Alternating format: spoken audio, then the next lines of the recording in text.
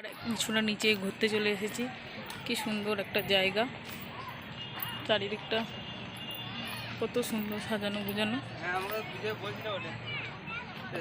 গাড়িটার ব্যাপারে সবাই এসছে ঘুরতে, বসছে ডিসেম্বরে।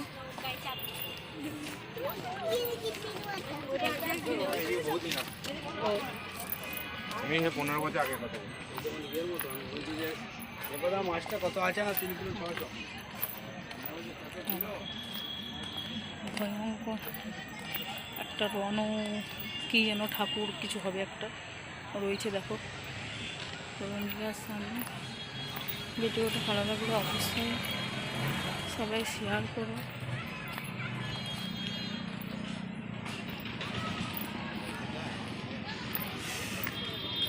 অনেক কিছু আছে এখানে ভিতরে, ঢোকার মনে জানি না জায়গা আছে কিনা।